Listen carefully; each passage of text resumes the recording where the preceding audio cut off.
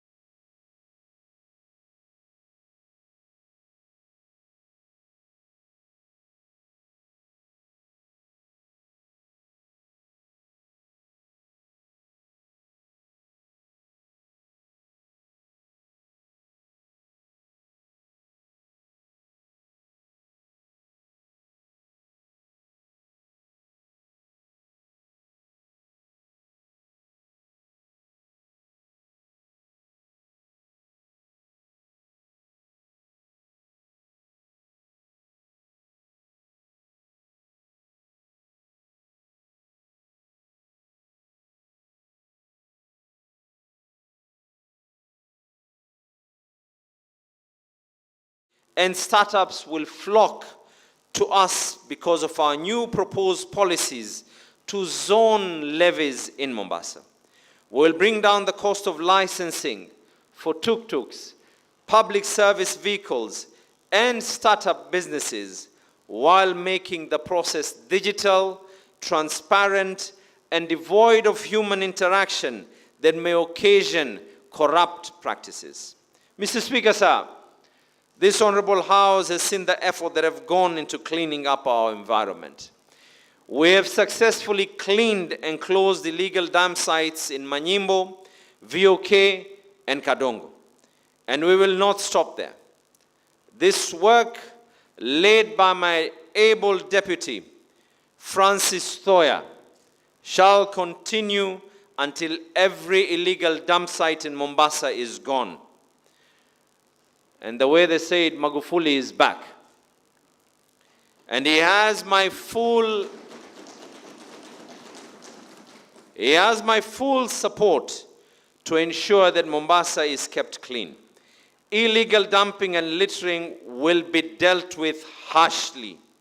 It will not matter who you are, who you know, or how many phone calls you will make. We catch you, you will wear a yellow overall and go and clean the city of Mombasa. Mr. Speaker, sir, it is now common knowledge that property developers in Mombasa shall be able to have their approvals done in least human interaction as possible. All the applications have been instructed to be expedited, and we expect a boom as the construction industry resumes operation. Mr. Speaker, sir, our plea and request to these developers is that they employ our local youth in their projects to create employment and spur the growth of Mombasa. Mr. Speaker, even as we take these initiatives to create a conducive and welcoming environment for property developers, I shall be moving the Mombasa County Sectional Properties Bill to this Honorable House for approval. The purpose of this act, once passed, shall be one, to control, manage, and administer common property and do all things reasonably necessary for the enforcement of the county laws. And two, do all things reasonably necessary for the enforcement of any lease or license under which the land is held. Mr. Speaker, sir, as a county government, we're not in the business of making money, but we must be able to deliver services to the general public.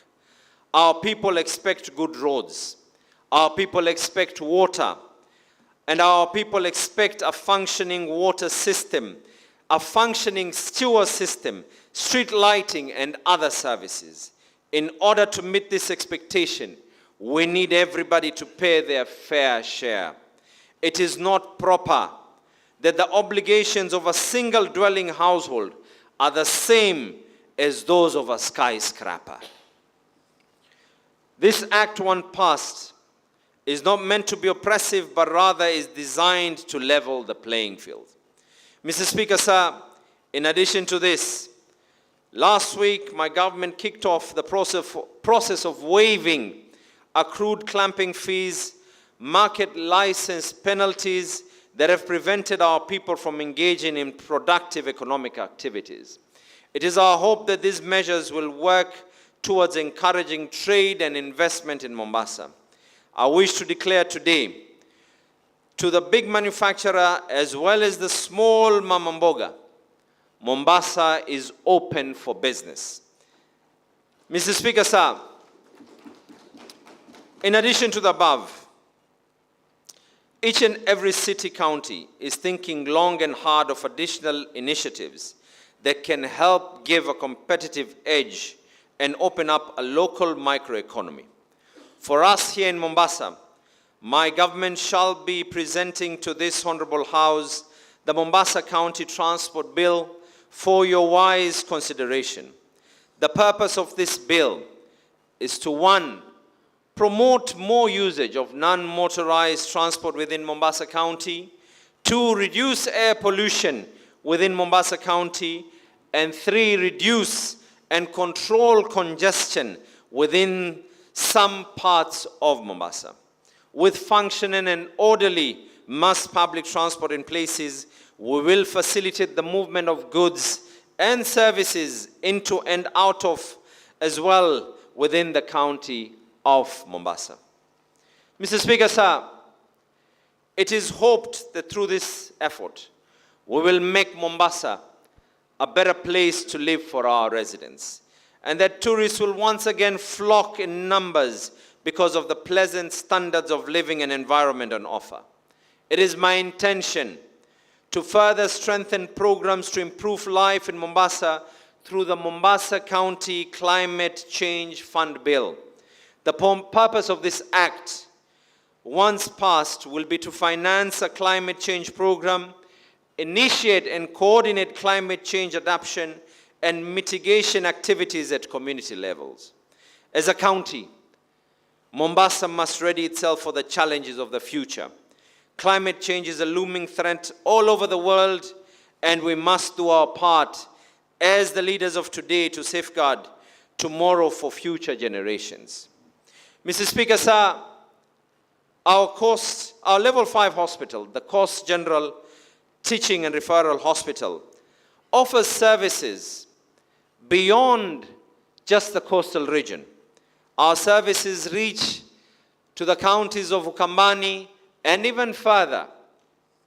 As the only public medical facility in the region offering super specialist services, such as open heart surgery as well as a fully fledged cancer treatment center, we see hundreds of thousands of patients a year from all counties within the coastal region, and some even further. Mombasa bears the unique burden of having to care for the advanced healthcare needs of an entire region without the requisite financial backing. Mr. Speaker, sir, towards mitigating against the growing challenges in the operation of our level 5 hospital, my government shall put forward the Coast General Teaching and Referral Hospital Corporation Bill for approval by this Honorable House. The purpose of this act, once passed, shall be to mobilize resources for smooth operations at the hospital, to facilitate better access to financial resources, make the hospital more responsive to medical and public health emergencies, and delivery of quality health services. Mr. Speaker, as we march into the future, it is my hope and prayer that we can work on an improved framework for relation between the executive and this Honorable House with a focus on service delivery. We must safeguard the culture that Mombasa has always enjoyed of mutual respect between the executive and the assembly. In this cooperation between us, I, as the leader of the implementing arm of government, shall respect the role that you play as duly elected representatives of the people. And in turn, you as the voice of the people shall play a supportive and oversight role to the executive to ensure that we deliver on development programs.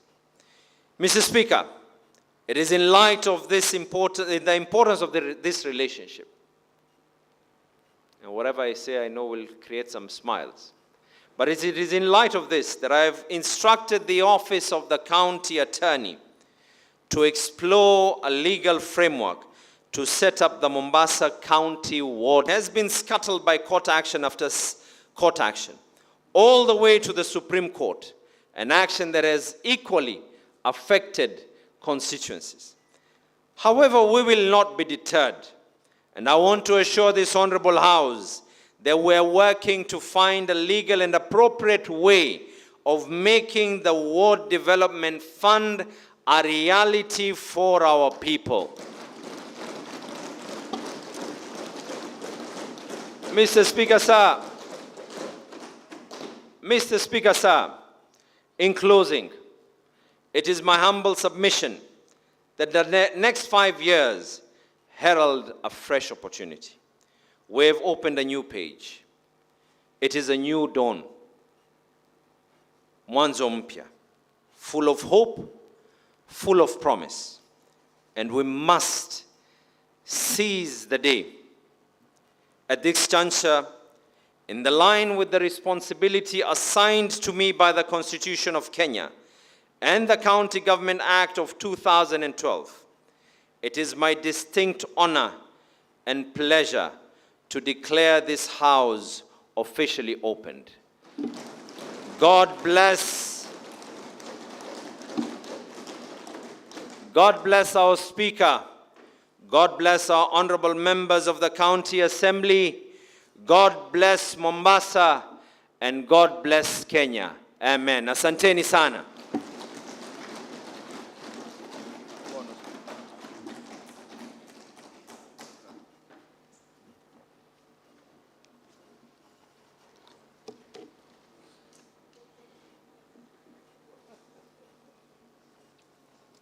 Your Excellency, thank you for your inaugural address. Honorable members, pursuant to Standing Order 20, subsection 5, now that, Your Excellency, you have delivered your address as soon as practicable, the address will be laid on the table of the County Assembly for members to debate on its contents. Your Excellency and honorable members, Standing Order 17, subsection 2, provides that at the conclusion of the Governor's address, the sitting shall stand suspended or adjourned as the Speaker may direct until such time or to such day as may be specified by the Speaker. I therefore wish to convey that this House stands adjourned until Tuesday, 1st of November 2022 at 10 a.m. Thank you.